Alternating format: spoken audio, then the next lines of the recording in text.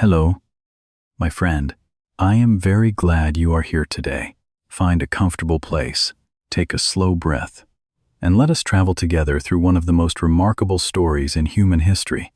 Today, we journey to a group of islands at the edge of Asia, a place of mountains, forests, volcanoes, and endless seas, a place we now know as Japan. But the Japan we know today did not always exist. There were no bullet trains, no skyscrapers, no global companies, no modern cities filled with bright lights. Long ago, these islands were home to small villages scattered across the land. People lived simple lives. They fished in the sea. They planted rice in muddy fields. They built homes from wood and straw. Life was difficult. Storms arrived without warning. Earthquakes shook the ground. Volcanoes erupted. Nature was beautiful, but it was also dangerous to survive. People learned to work together. They respected the world around them. The mountains, the rivers, the forests, the wind. They believed spirits lived within nature. Spirits they called kami. Every waterfall had a spirit. Every ancient tree had a spirit. Every mountain carried a sacred presence. Nature was not something to conquer. It was something to respect.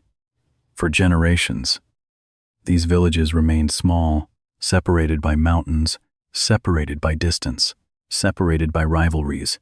But slowly, something began to change. Certain leaders grew stronger. Certain families gained more influence. Small villages became larger communities. Communities became clans. And clans began competing for power. Some formed alliances, others fought wars.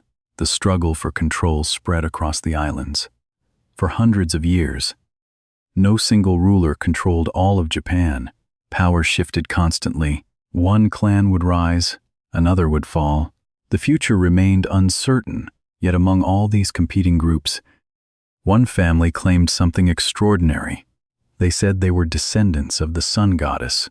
They said the heavens had chosen them to rule, and little by little, people began to believe them. This family became the imperial family, the oldest royal family in the world, a family whose story would continue for thousands of years.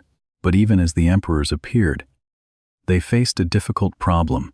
Claiming power was one thing. Keeping power was another, because beyond the royal court, ambitious warriors were rising, and those warriors would soon transform Japan forever. The emperors were respected, people bowed before them, poets praised them, priests honored them. Their bloodline was believed to come from the gods themselves, yet respect and power are not always the same thing. While emperors remained in their palaces, powerful clans were building armies. These clans controlled land, they collected taxes, they commanded warriors, and with every passing year, their influence grew. Among these warriors emerged a new class of fighters, men who would become legends. They were called samurai. The samurai were not ordinary soldiers.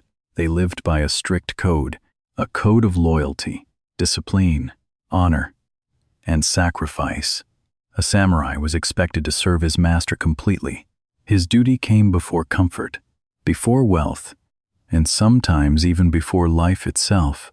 From a young age, samurai trained relentlessly. They learned swordsmanship, archery, horse riding, strategy, and self-control. A samurai who could not control his emotions was considered weak. A true warrior remained calm, even in the face of danger, even in the face of death. Over time, the samurai became more than warriors. They became the backbone of Japanese society. Their values influenced the entire nation. Honor mattered, discipline mattered, loyalty mattered. These ideas spread far beyond the battlefield. Yet the rise of the samurai brought conflict. Different clans wanted more power, more land, more influence. Wars erupted across Japan. Villages were destroyed. Castles were attacked. Families were divided. For generations, violence shaped the country. Some historians call this the age of warring states, an era where alliances changed constantly, Friends became enemies, enemies became allies, and nobody knew who would control Japan next. But amid the chaos, one title became increasingly important, the title of shogun. The shogun was the supreme military leader, unlike the emperor, who served as a symbol of unity. The shogun held real authority. He controlled armies, he enforced laws, he governed the country. Eventually, the shogun became the most powerful person in Japan. The emperor remained important, but largely as a symbol. Real power belonged to the warriors. And for centuries, Japan was shaped by samurai rule. The country became organized, structured, disciplined. Every person knew their place. Every class had responsibilities. The system created stability, but it also created isolation, because while the rest of the world was changing, Japan increasingly turned inward. Foreign influences were restricted. Foreign visitors were limited. The country closed itself off from the outside world. For more than 200 years, Japan remained largely isolated, protected, independent, and deeply traditional. It seemed as though this way of life might last forever, but history had other plans. Because one day, strange ships would appear on the horizon. Ships unlike anything Japan had ever seen. And those ships would force an ancient nation to make the most important decision in its history. For more than 200 years, Japan had remained isolated. Foreigners rarely entered. Japanese citizens rarely left. The nation believed that distance protected its culture, distance protected its traditions, distance protected its way of life. And for a long time, that belief seemed correct. The samurai ruled. The emperor remained a symbol. The people followed familiar customs. Japan appeared stable, peaceful, unchanging. But beyond Japan's shores, the world was transforming. Europe was becoming more powerful. Factories were producing goods at an incredible speed. Steam engines were changing transportation. Modern weapons were replacing traditional armies. New empires were expanding across the globe. And one by one, countries were being forced to open their doors. Japan could not avoid this reality forever. Then, in the summer of 1853, something extraordinary happened. Large black ships appeared in Tokyo Bay. The ships belonged to the United States. They were commanded by Commodore Matthew Perry. To the Japanese, these vessels looked terrifying. Smoke rose from their engines. Their metal cannons pointed toward the shore. The ships seemed less like boats and more like floating fortresses. Many Japanese had never seen anything like them. Fear spread quickly. Questions filled the air. Why were they here? What did they want? Would they attack? Would they invade? The Americans carried a message, a simple but powerful message. Open your ports, trade with the world, join the modern age, or risk being left behind. Japan faced a crisis, unlike any it had ever known. Some leaders demanded resistance. They argued that Japan should fight, protect its traditions, defend its independence. Others saw a different reality. They looked at the ships, the weapons, the technology, and they understood something uncomfortable. Japan was falling behind. If the nation refused to change, it might suffer the same fate as many countries that had been dominated by foreign powers. The debate divided the country. Arguments became louder. Tensions increased. Old systems began to crack. And then, a dramatic transformation began. A young emperor emerged as the symbol of a new future. His name was Emperor Meiji. The leaders around him made a decision that would change Japan forever. Instead of resisting the modern world, they would learn from it. Instead of closing their eyes, they would adapt. Instead of protecting the past at all costs, they would build the future. This moment became known as the Meiji Restoration, and it would become one of the most successful national transformations in human history. The samurai age was ending. A new Japan was being born. But change always comes with a price. and millions of people would soon discover just how painful that price could be. Japan had made its choice. It would not remain trapped in the past. It would not close its eyes to the changing world. It would adapt, it would learn, and it would become stronger. But making that decision was only the beginning. The real challenge was transforming an entire nation. For centuries, Japan had been governed by traditions. The samurai had dominated society. Ancient customs shaped everyday life. Now, those traditions faced an uncertain future. The leaders of the Meiji Restoration moved quickly, faster than almost anyone expected. They sent students to Europe. They sent officials to America. They studied factories, railroads, governments, schools, banks, military systems. Everywhere they looked, they asked the same question: what can we learn? Then they brought those lessons home. Railways began crossing the country. Telegraph lines connected distant cities. Factories appeared where rice fields once stood. Modern schools opened their doors. Young people learned science, mathematics, engineering, foreign languages. For the first time, Japan was preparing an entire generation for the modern world. The military changed as well. The old samurai armies disappeared. A modern national army replaced them. New weapons arrived. New training methods followed. Japan was no longer preparing for medieval wars. It was preparing for the future. The transformation was astonishing. Countries that had spent centuries industrializing watched Japan accomplish similar progress in just a few decades. Visitors from around the world arrived and stared in amazement. How was this possible? How could a nation change so quickly? The answer was discipline, determination, and a willingness to learn. Japan did not try to copy the West completely. Instead, it adopted useful ideas while preserving much of its identity. The Japanese remained Japanese, but they became modern Japanese. Yet not everyone celebrated these changes. Many former samurai felt betrayed. Their status disappeared. Their privileges vanished. The swords that had once symbolized honor were no longer necessary. Some accepted the new reality. Others resisted. A few even rebelled. They believed Japan was abandoning its soul. One of the most famous rebellions erupted in 1877. Former samurai took up arms against the government. For a moment, it seemed as though the old world and the new world would collide. And in many ways, they did. But the outcome was clear. The age of the samurai was over. The age of modern Japan had begun. The country continued moving forward. Factories multiplied. Cities expanded.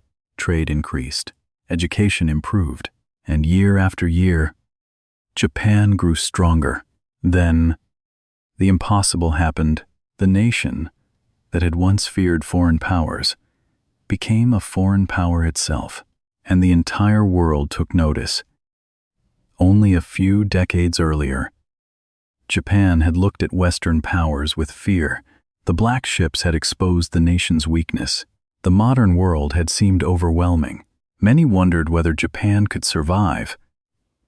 Now, the situation was changing rapidly. The factories were producing goods. The railroads connected cities. The military had become modern. The economy was growing. And confidence was rising. Japan no longer saw itself as a weak island nation. It saw itself as a rising power. A nation capable of standing beside the strongest countries in the world. But respect was not easily given, especially in the 19th century. The great powers of Europe and America respected strength, and Japan wanted to prove it possessed that strength. The first major test came in 1894. War broke out between Japan and China. For centuries, China had been the dominant power in East Asia. Its civilization was older. Its population was larger. Its influence stretched across the region. Many outsiders assumed China would win. They were wrong. Japan's modern army and navy performed far better than expected. The victory shocked the world. Suddenly, foreign governments began paying attention. Japan was no longer a student. Japan was becoming a competitor. But an even greater challenge awaited. A challenge few believed Japan could overcome. In 1904, war erupted between Japan and Russia. At the time, Russia was one of the largest empires on Earth. Its territory stretched across continents. Its army was enormous. Its leaders expected a quick victory. Most observers agreed. How could a small island nation defeat a giant empire? Yet once again, Japan surprised the world. Its military was disciplined.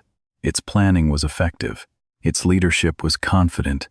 Battle after battle, Japanese forces achieved success. Then came a moment that changed history. The Battle of Tsushima. Japan's navy decisively defeated the Russian fleet. The victory sent shockwaves across the globe. For the first time in modern history, an Asian nation had defeated a major European power. Newspapers around the world covered the story. Politicians discussed it. Military leaders studied it. People everywhere realized something important. The balance of power was changing. Japan had arrived. The nation that had once feared foreign influence was now influencing others. Its success inspired people across Asia. Many began wondering whether modernization was possible. Without becoming Western, Japan seemed to provide an answer. Yes, it was possible. The transformation appeared complete. The future looked bright. The economy was growing. The military was respected. The nation had achieved what seemed impossible. But history often hides danger inside success. And as Japan grew more powerful, new ambitions began to emerge. Ambitions that would eventually lead the country toward its darkest chapter. Japan had achieved what many nations only dreamed of achieving. It had transformed itself. It had modernized. It had defeated powerful enemies. And it had earned the world's respect. But success brought a new challenge. Ambition. The more powerful Japan became, the more its leaders believed the nation deserved a larger role in the world. Many looked at the great empires of Europe. Britain controlled territories across continents. France ruled distant colonies. Russia possessed vast lands stretching across Eurasia. Japan began asking a dangerous question. If other powers could build empires, why couldn't Japan? Slowly, expansion became national policy. The government wanted more resources, more markets, more influence, more security. And so, Japan began extending its reach beyond its islands. Korea came under Japanese control. Influence spread into parts of China. The empire grew larger, and with each success, confidence increased. Many people celebrated these achievements. They believed Japan had finally joined the ranks of the world's strongest nations. But power often creates temptation, and temptation can lead even successful nations into dangerous territory. As the 20th century progressed, tensions around the world increased. Countries competed for resources, territory, influence, national pride. The atmosphere became increasingly unstable. Then, in 1939, the world was consumed by war. World War II had begun. Japan entered the conflict, seeking to expand its influence across Asia and the Pacific. At first, its military achieved remarkable victories. Territories fell quickly. Enemy forces retreated. The empire expanded further. Many believed Japan was unstoppable, but wars rarely unfold according to expectations. The conflict grew larger, more destructive, more costly. Powerful opponents united against Japan. Resources became scarce. Cities faced increasing danger. And slowly, the tide began to turn. What had once looked like victory now looked uncertain. The years that followed brought suffering on a scale few could have imagined. Families were separated. Communities were destroyed. Lives were lost. The nation that had risen so dramatically now faced the possibility of total collapse. Then came 1945, one of the most devastating years in Japanese history. Air raids destroyed large sections of major cities. Millions struggled to survive. And finally, 2 atomic bombs changed the world forever. The first fell on Hiroshima. The second fell on Nagasaki. The destruction was almost impossible to comprehend. Entire neighborhoods disappeared. Countless lives were lost. Generations would carry the scars. Soon afterward, Japan surrendered. The war was over. The empire was gone. The dream of expansion had ended. The nation lay exhausted, broken, and uncertain about the future. For many countries, such devastation might have marked the end, but Japan's story was not over.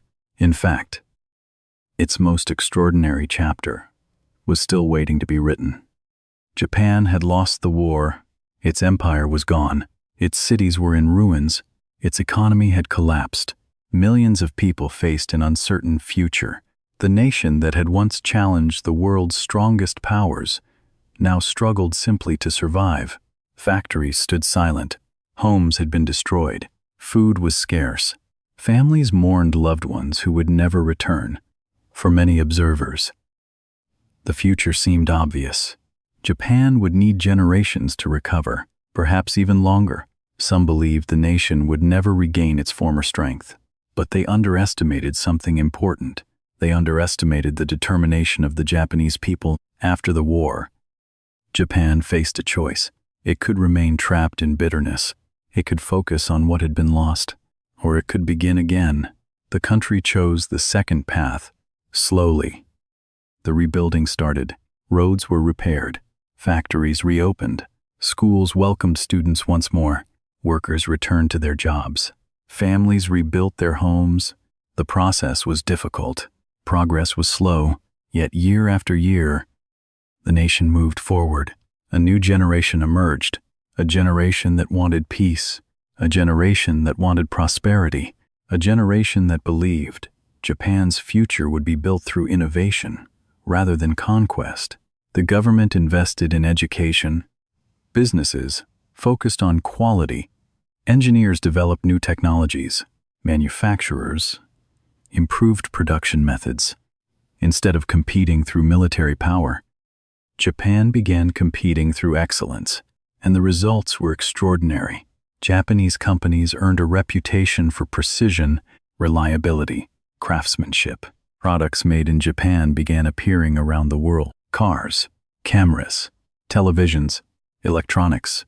Consumers trusted Japanese quality. Demand grew rapidly. Factories expanded. Exports increased. The economy accelerated. What happened next amazed the world. By the 1960s and 1970s, Japan was experiencing unprecedented growth. Cities expanded upward. Skylines transformed. High-speed trains connected regions. New industries emerged. Opportunities multiplied.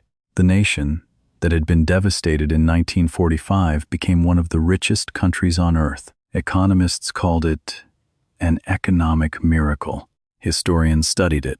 Governments tried to understand it. How had Japan recovered so quickly? Part of the answer was discipline. Part was education. Part was innovation. But perhaps the most important reason was resilience. The refusal to give up. The willingness to rebuild. Even when success seemed impossible, Japan had lost almost everything. Yet it chose to start again. And in doing so, it created one of the most remarkable recoveries in modern history.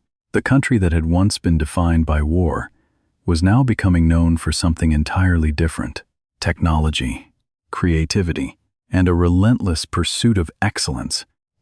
But perhaps Japan's greatest achievement was not becoming wealthy. It was learning how to balance the future with the past. Japan had rebuilt its cities. It had rebuilt its economy. It had rebuilt its reputation. By the end of the 20th century, the country stood among the world's leading economies. Its products were everywhere. Its technology influenced millions of lives. Its companies became global names. From the outside, Japan looked like a symbol of the future. And in many ways, it was.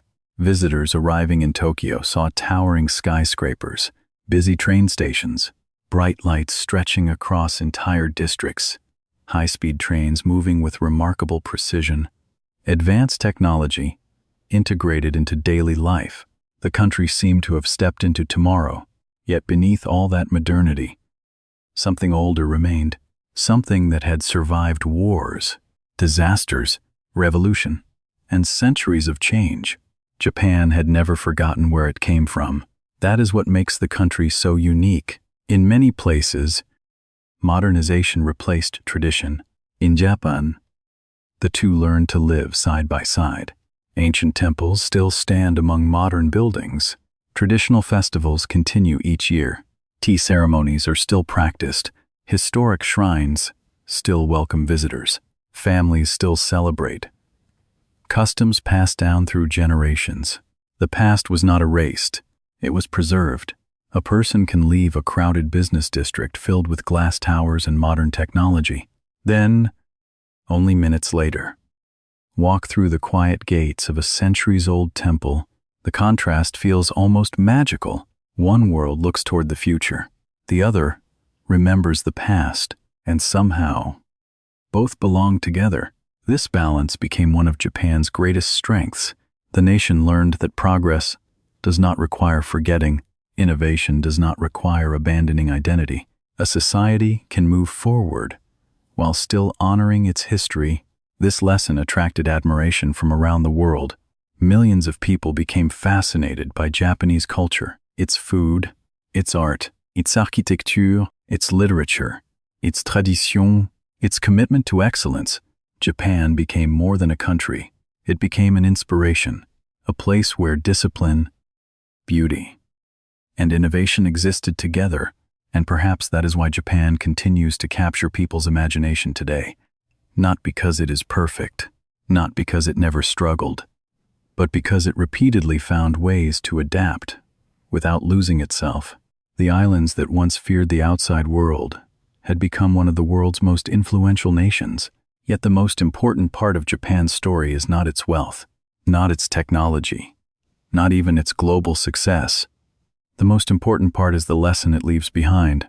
A lesson about resilience, a lesson about change, and a lesson about starting again. Japan's story is often told through wars, through emperors, through samurai, through technology, through economic success. But beneath all those events lies something deeper, something that appears again and again throughout its history. Resilience, the ability to continue after hardship, the ability to adapt when circumstances change, the ability to begin again when everything seems lost. For thousands of years, Japan has lived with uncertainty. Earthquakes shake the ground without warning. Typhoons strike the coast. Volcanoes remind people of nature's power. Entire cities have been destroyed by disasters. Yet each time, people rebuilt. Each time, they returned. Each time, they continued. This pattern appears throughout Japan's history. When foreign powers arrived, Japan adapted. When old systems became outdated, Japan reformed them. When war brought devastation, Japan rebuilt again and again. The nation faced moments that could have ended its story, yet somehow the story continued. That resilience became part of Japan's identity, not because the Japanese people never suffered, but because they learned how to move forward despite suffering. This may be the most important lesson in the entire story. Strength is not avoiding difficulty. Strength is surviving difficulty. Many people imagine success as a straight line, a journey without setbacks, without failures, without losses. Japan's history tells a different story. Real success often includes mistakes, pain, setbacks, and unexpected challenges. The measure of a person, ou une nation, is not whether problems appear. The measure is how they respond when those problems arrive. Japan responded by learning, by adapting, by rebuilding, and by continuing.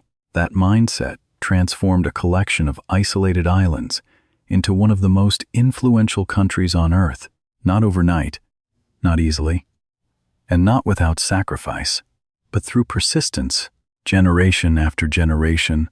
Perhaps that is why Japan's story continues to inspire people around the world. Because deep down, everyone faces challenges, everyone experiences setbacks, everyone encounters moments when the future feels uncertain. Japan reminds us that those moments do not have to define us.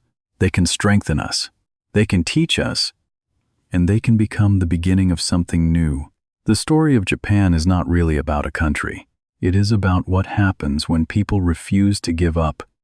When people think about Japan, they often think about technology. They think about fast trains, modern cities, robots, famous companies, or perhaps they think about samurai, ancien temple, cherry blossoms, and traditional culture. All of these things are part of Japan's story, but none of them are the most important part. The most important part is the lesson hidden beneath them. Japan teaches us that change is not the enemy. Many people fear change. They avoid it. They resist it. They hope life will remain the same forever. But history rarely works that way. The world changes. Technology changes. Societies change. And those who refuse to adapt often fall behind. Japan understood this at a critical moment in its history. When the black ships arrived, the country faced a difficult choice: stay the same or change. Neither option was easy, but Japan chose adaptation, and that decision altered the future of an entire nation. Japan also teaches us something about identity. When countries modernize, they sometimes lose parts of themselves. Traditions disappear, cultures fade, history is forgotten. Yet Japan found a different path. It embraced innovation without abandoning its roots. It built the future while remembering the past. This balance remains one of its greatest achievements. And perhaps there is another lesson, a lesson about failure. Japan has experienced extraordinary success, but it has also experienced extraordinary hardship, war, destruction, economic struggles, natural disasters, periods of uncertainty. Yet none of those setbacks became the final chapter. The story continued, because failure is not the opposite of success. Sometimes, failure is part of the journey toward success. Japan's history reminds us of that truth. Again and again, generation after generation, the country faced difficulties. And again, it found a way forward. Perhaps that is why so many people admire Japan today. Not because everything was easy, but because so much was difficult. And yet the nation continued moving forward. The real miracle of Japan is not its wealth, not its technology, not its global influence. The real miracle is its ability to begin again. Thank you for joining me on this journey.